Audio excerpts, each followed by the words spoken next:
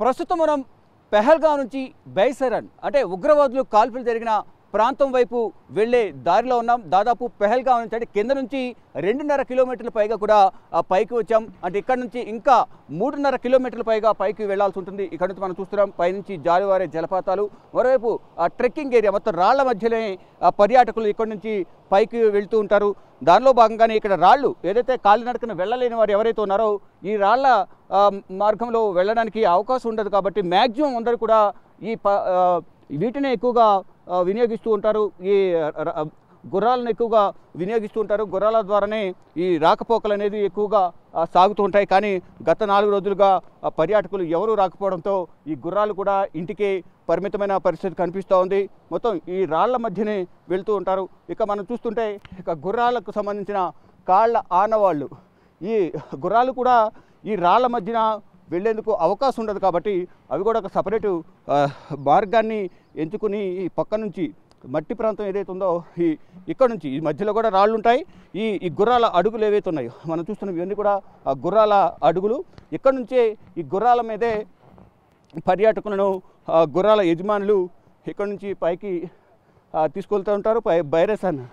బైసరన్ ఏదైతే పర్యాటక ప్రాంతం ఉందో, ఉగ్రవాదులు కాల్పులు జరిపిన ప్రాంతం ఏదైతే ఉందో ఆ ప్రాంతానికి గుర్రాల ద్వారానే ఇక్కడ నుంచి వెళ్తూ ఉంటారు. ఈ మార్గం ద్వారా వెళ్ళే నేపథ్యంలో అక్కడికి వెళ్ళిన తర్వాత ఉగ్రవాదులు కాల్పులు జరిపారు. సరదాగా గడుపుతున్న సమయంలో పర్యాటకులపైన ఉగ్రవాదులు అతి దారుణంగా, అతి కిరాతకంగా 10 నిమిషాల్లోనే నరమేధాన్ని సృష్టించిన పరిస్థితి కనిపిస్తోంది. ఈ దారి పొడవునా మొత్తం కూడా ఏదైతే ఇప్పటి వరకు మేము వచ్చిన 2.5 కిలోమీటర్లు కానీ ఇంకా వెళ్ళవలసిన 3.5 కిలోమీటర్లు కానీ మొత్తం ఇదే హిల్ ఏరియా లాగా ఇదే రాళ్లతోనే నిండి ఉంటుంది. అయినప్పటికీ ఎంతో ఆహ్లాదకరమైన వాతావరణంలో సరదాగా గడపాలని పర్యాటకులు ఇక్కడికి వస్తుంటారు. నూతన వధువరులు కానీ విదేశాల నుంచి కానీ ఇక్కడ కొంతమంది వెకేషన్ హాలిడేస్కి కూడా ఎక్కువగా వస్తుంటారు. ఈ నేపథ్యంలోనే ఇక్కడ మనం చూస్తున్నాం ఈ రాళ్ళు ఏవైతే ఉన్నాయో ఈ మొత్తం దారి పొడవునా ఈ కొండగట్టు ఎక్కుకుంటానే ఇలాగే పైకి వెళ్ళాల్సిన పరిస్థితి అయితే కనిపిస్తూ ఉంది. మొత్తం ఇలా పైకి ఎక్కాలి, మధ్యలో రాళ్ళు ఉంటాయి, వాటిని చూసుకుంటూ నడవాలి.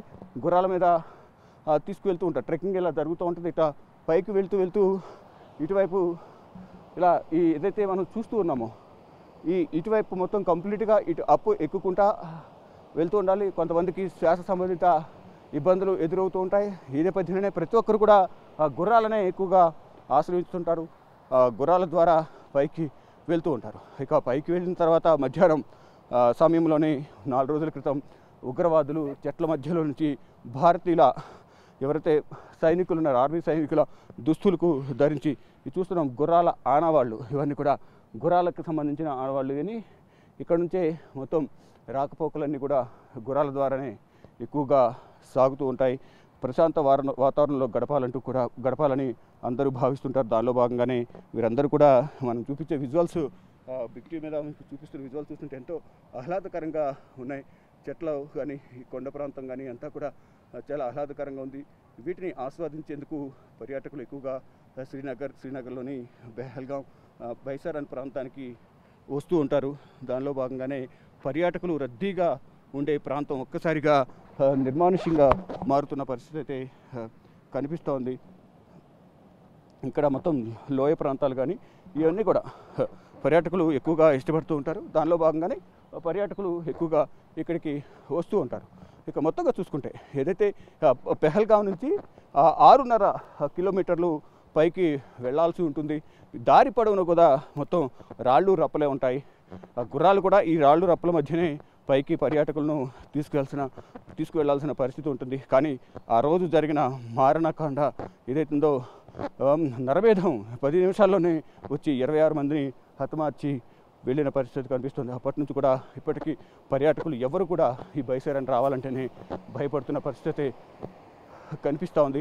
ఇటు పోలీసులు కూడా, భద్రతా బలగాలు, ఆర్మీ, ఇటు ఎన్ఐఏ ప్రతి ఒక్కరు ఇక్కడ ఆ రోజు నుంచి కూడా ఎవరిని కూడా పర్యాటకులను ఎవరిని కూడా పైకి అనుమతించడం లేదు.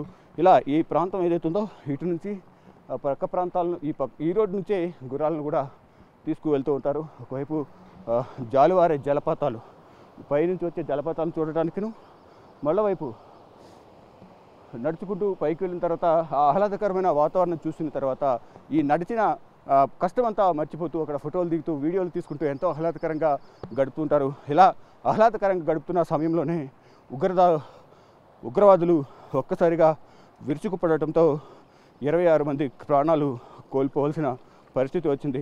మధ్యలో ఎవరైతే గుర్రాలను తీసుకువెళ్ళే వ్యక్తి ఎవరైతే ఉంటారో గుర్రాలను తీసుకువెళ్ళే వ్యక్తి కూడా ఉగ్రవాదుల నుంచి గన్ను లాక్కున్న నేపథ్యంలోనే అతన్ని కూడా అతి కిరాతకంగా ఉగ్రవాదులు కాల్చి చంపిన పరిస్థితి కనిపిస్తుంది. వెంటనే అందరికీ సమాచారం వచ్చిన నేపథ్యంలో అంటే కాల్పులు జరిగిన వెంటనే భద్రతా సిబ్బంది రావడం, తర్వాత పోలీసులకు సమాచారం అందించిన తర్వాత అక్కడికి వచ్చి మొత్తం హెలికాప్టర్ల ద్వారా బాధితులను మెరుగైన వైద్యం కోసం కిందకి తీసుకెళ్లారు. శ్రీనగర్లోను ఇటు అనంతనాగ్లోను ట్రీట్మెంట్ అందించిన తర్వాత ఎవరైతే గాయాల పాలై మెరుగైన వైద్యం అందించిన తర్వాత వారు స్వస్థలాలకు తిరిగి వెళ్ళిపోయారు.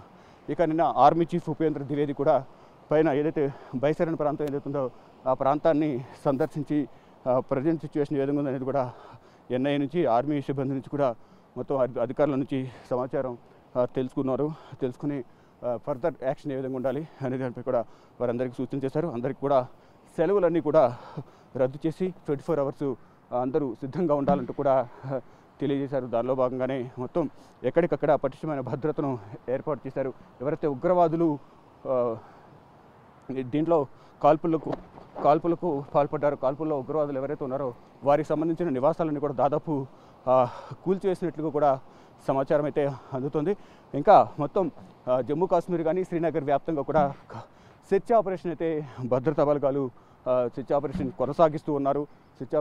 ఎక్కడ ఉగ్రవాదులు ఉన్నా పట్టుకుని వారిని మట్టుబెట్టడమే మా ప్రధాన ధ్యేయం అంటూ కూడా ఇండియన్ ఆర్మీ సంబంధించిన సైనికులు చెప్తున్నారు. మొత్తంగా చూసుకుంటే ఇంకా ప్రజెంట్ ఇంకొక 3 కిలోమీటర్స్లో ఈ బైసరన్ కాల్పులు జరిగిన ప్రాంతం ఉంటుంది. ఆ ప్రాంతాన్ని బిగ్ టీవీ మీకు చూపించే ప్రయత్నం చేస్తుంది.